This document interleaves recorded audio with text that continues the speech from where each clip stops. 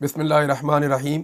सबसे पहले मैं शुक्रिया अदा करना चाहता हूँ जो कौमी कॉन्फ्रेंस के इनकाद में जिन लोगों ने बड़ी मेहनत की, बड़ी कोशिश की। 3 नाम जो हैं वो मुझे पता चले कि इन लोगों ने दिन रात एक करके ग्राउंड पे तमाम फस्तायत और जबर के बावजूद बड़ा ज़ोर लगाया। इसमें मीडिया के भी हमारे कुछ दोस्त हैं, लेकिन अख़ुनज़ादा यूसुफ ज़ई साहब, नासिर शराजी साहब और शाइस्ता खोसा साहिबा, ख़ुसूसन ये लोग बहुत ज़्यादा मुबारकबाद के मुस्तहिक हैं कि इन्होंने रियासती जबर के सामने घुटने नहीं टेके और इस कॉन्फ्रेंस को अपने अंजाम तक पहुंचाया है। और मैं उम्मीद करता हूं कि आइंदा भी ये सिलसिला जारी रहेगा और ये जो एक डायलॉग नेशनल लेवल का शुरू हुआ है ये वसअत पकड़ेगा, इसमें मज़ीद लोग शामिल होंगे और हम किसी नतीजे तक पहुंचेंगे बहैसियत कौम। देखिए, पाकिस्तान के अंदर मैं अगर वहाँ पे मौजूद होता तो मुझे बहुत अच्छा लगता, ज़्यादा बेहतर होता मेरे लिए वहाँ पे रहकर बात करना। लेकिन अगर मैं वहाँ पे होता तो शायद मैं होता ही ना। जितने मुश्किल हालात में मुझे पाकिस्तान छोड़कर आना पड़ा है। थोड़ा सा मैं अपने बारे में बता देता हूँ कि मैं 10 मरतबा मेरी कानूनी गिरफ्तारी हुई है और कोई 3 दर्जन के करीब मेरे ऊपर मुकदमात इस रियासत ने दर्ज किए हैं। मुझे 142 दिन तक जबरी तौर पे लापता रखा है पाकिस्तान की इंटेलिजेंस एजेंसी ISI ने, और उसके बाद मुझे बदतरीन तशद्दुद का भी निशाना बनाया गया। और फाइनली जब मुझे मारने का फ़ैसला हो गया तो मुझे फिर पाकिस्तान को छोड़ना पड़ा। और ये बड़ी बदकिस्मती है कि मैं कोई खुश होकर अपने मुल्क को छोड़कर नहीं जाता। मैं बड़े मुश्किल हालात में, बड़ी मुश्किलात से पाकिस्तान से निकला हूँ और मैं उम्मीद करता हूँ कि जल्दी इंशाल्लाह मैं पाकिस्तान वापस आ जाऊँगा। अब ये जो कॉन्फ्रेंस है ये भी एक उम्मीद है हमारे लिए और हम सबको अपनी उम्मीद को बरकरार रखना है, क्योंकि यही उम्मीद हमें आगे लेकर जाएगी और हम पाकिस्तान को उसके सही ट्रैक पे लाने की कोशिश करेंगे। आज अगर आप मीडिया को देखें तो पीका के ज़रिए से मीडिया को तबाह बर्बाद कर दिया गया। मेरे लिए तो पीका शुरू हो गया था उसी दिन जब 2021 के इख्तिताम पे मैंने मिलिट्री एस्टेब्लिशमेंट को इनकार किया था। तो पीका मेरा तो तभी शुरू हो गया था। मैंने 2023 में मई के महीने में इस्लामाबाद प्रेस क्लब में सहाफ़ियों से बातचीत करते हुए मैंने तब भी ये कहा था, जब शहीद अरशद शरीफ के हवाले से हम बात कर रहे थे, तो मैंने तब भी ये कहा था कि ये आग सबके दरवाजे तक पहुंचेगी। आप अभी सब मिलकर इकट्ठे हो जाएं और एस्टेब्लिशमेंट को रोकें, वरना हम सबके घर जलेंगे। तो शायद उस वक्त हम इकट्ठे नहीं हो पाए, लेकिन आज भी मौका है। हम अगर आज इकट्ठे हो जाएं तो हम इस आग को मज़ीद फैलने से रोक सकते हैं। पार्लियामेंट आपकी पूरे तरीके से यरगमाल बना ली गई है।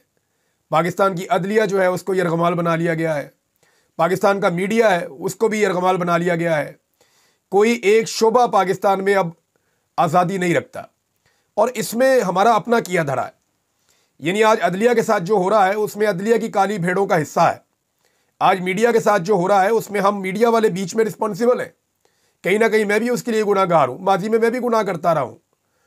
आज जो पार्लियामान में हो रहा है या पार्लियामेंटेरियंस के साथ हो रहा है तो ये पार्लियामेंटेरियंस की अपनी मिली भगत की वजह से हो रहा है। हम सब गलतियां कर रहे हैं और हम सब अपनी अपनी स्पेस खोते चले जा रहे हैं। यानी अपनी अपनी ताकत में हम कमज़ोर होते चले जा रहे हैं। यानी पार्लियामेंटेरियंस की ताकत तो पार्लियामान में है ना, इसी तरह जो मीडिया की ताकत है वो उसके इकट्ठ के अंदर है, इत्तेहाद के अंदर है। इसी तरह से जो अदलिया की ताकत है वो उसके फैसलों में है। जब आप ये सारी चीज़ें कंप्रोमाइज़ कर देंगे तो ताकतवर कौन होगा? तो ताकतवर होगा एस्टेब्लिशमेंट।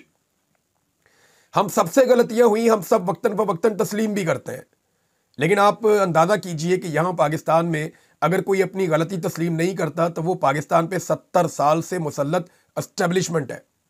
वो अपनी गलती नहीं मानते क्योंकि उनका दाव हर दौर में लगा रहता है।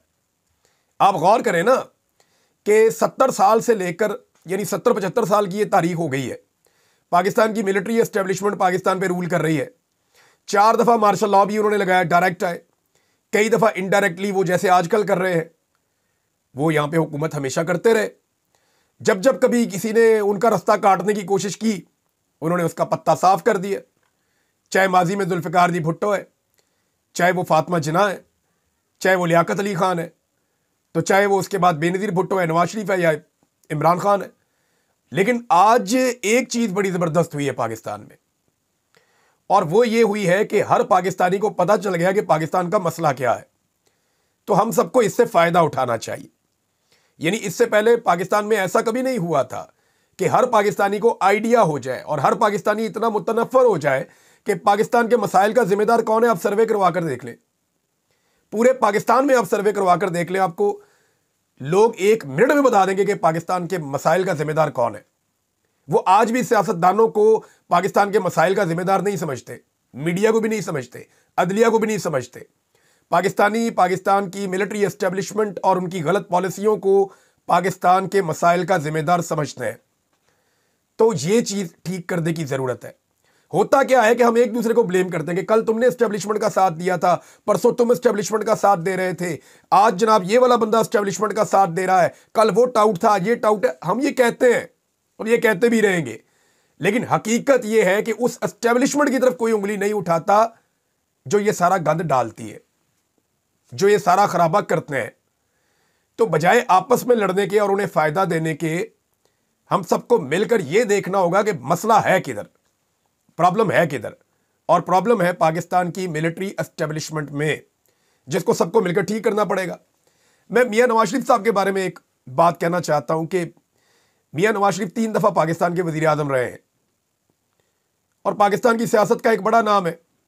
लेकिन मियां साहब जरा ये सोचें कि क्या आप इस किस्म का सियासी इख्तिताम डिजर्व करते हैं कि एक छोटा सा फौजी ऑफिसर अकूबत खाने में पड़े हुए इमरान रियाज के पास आए और आपके लिए सपोर्ट की डिमांड करे? क्या मियां साहब आप इस लेवल पे पहुंच गए? क्या आप ये डिजर्व करते हैं 3 दफा पाकिस्तान के वजीर आजम बनने के बाद? और ये जो मैं बात कह रहा हूं, मैं हल्फन ठीक कह रहा हूं कि मियां साहब 3rd क्लास फौजी आपके लिए सपोर्ट मांग रहा था एक कैदी की। ये हालात तो आपके कभी नहीं होने चाहिए थे। तो आज भी मियां साहब दिल बड़ा करें, ये जो फौज ने आपको हुकूमत दी हुई है भीख में, इसको लात मारे और मैदान में आए और मैदान में आकर पब्लिक को फैसला करने दें। Let the people of Pakistan decide. Pakistan रहेगा, पाकिस्तान के लोगों की विल रहेगी तो हुकूमतें तब्दील होती रहेंगी, कभी आपकी हुकूमत, कभी किसी की हुकूमत, कभी किसी की हुकूमत।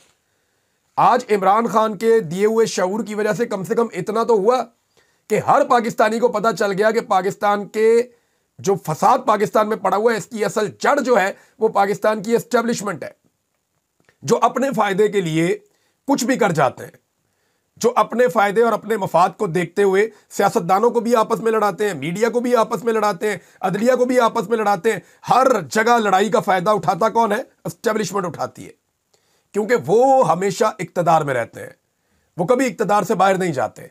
हम में से किसी का भी मादी शानदार नहीं है, हो ही नहीं सकता। मैं बता देता हूं, साबित कर देता हूं आपको, नहीं हो सकता। क्यों नहीं हो सकता? वो इसलिए नहीं हो सकता कि 70 साल 80 साल से तो ये मुल्क जो है, ये पूरा रीजन आपका पूरी तरह शिकंजे के अंदर जकड़ा हुआ है, मिलिट्री एस्टेब्लिशमेंट के कंट्रोल में है। तो जो भी यहां पे तरक्की करेगा या आगे बढ़ेगा वो उन्हीं की छतरी के नीचे आगे बढ़ेगा। कोई एक पॉलिटिकल पार्टी या कोई एक बड़ी पॉलिटिकल फिगर या कोई भी काबिल जिक्र शख्सियत वो उनके असर से बाहर तरक्की कर ही नहीं सकती। आप गौर करके देख लें।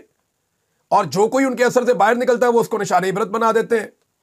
लिहाजा सबको मिलकर फैसला करना पड़ेगा कि इनके असर से सब एक साथ मिलकर बाहर निकले। यानी आप किसी को ब्लेम ही नहीं कर सकते कि जनाब आप जुल्फिकार दी भुट्टो वो मिलिट्री एस्टेब्लिशमेंट के जरिए आए थे। इमरान खान पे भी यही एलिगेशन लोग लगाते हैं, हालांकि उनकी बड़ी लंबी एक स्ट्रगल है इमरान खान साहब की। लोगों को वो लंबी स्ट्रगल नजर नहीं आती, वो सिर्फ 2-3 साल नजर आते हैं या एक इलेक्शन का एक हिस्सा नजर आता है। नवाज शरीफ साहब वो बार बार मिलिट्री एस्टेब्लिशमेंट की मदद से आए। अभी वो अपनी बेटी को और अपने भाई को कैसे लेकर आए? ऐसे ही लेकर आए। जरदारी साहब, पीपल्स पार्टी जो बहुत एंटी एस्टेब्लिशमेंट बनती थी, आप देखें ना, बिलावल जरदारी के मुंह से ब्रूट मेजॉरिटी का लफ्ज निकलता है, डंडे वाली जमहूरियत का लफ्ज निकलता है। इन सारी चीजों को प्लस माइनस करें तो हम सब ने गुनाह किए हैं। अब बजाय इसके कि हम इन गुनाहों के ऊपर एक दूसरे को मौर्ज़े इल्जाम ठहराते रहें, हमें चाहिए कि हम मिलकर कुफारा अदा करें।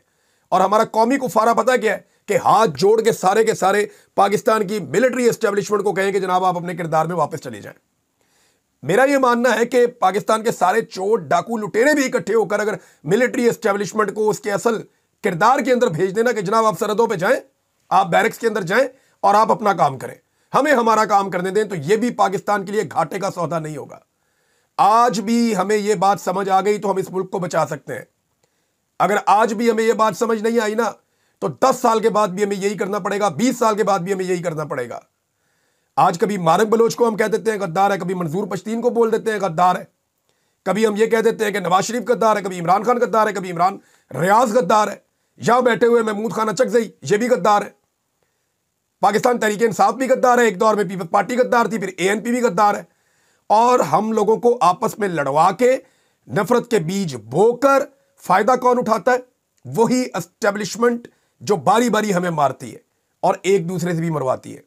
यही बात है जो मैं कहना चाहता था कि हमें समझना पड़ेगा, और अगर नहीं समझेंगे तो फिर ठीक है, जो जो एस्टेब्लिशमेंट का आलाकार बनेगा, जो जो एस्टेब्लिशमेंट का टाउट बनेगा, हम तो बाकी ज़िंदगी अब इसी मिशन पे गुजारेंगे कि उसके साथ मुकाबला करेंगे।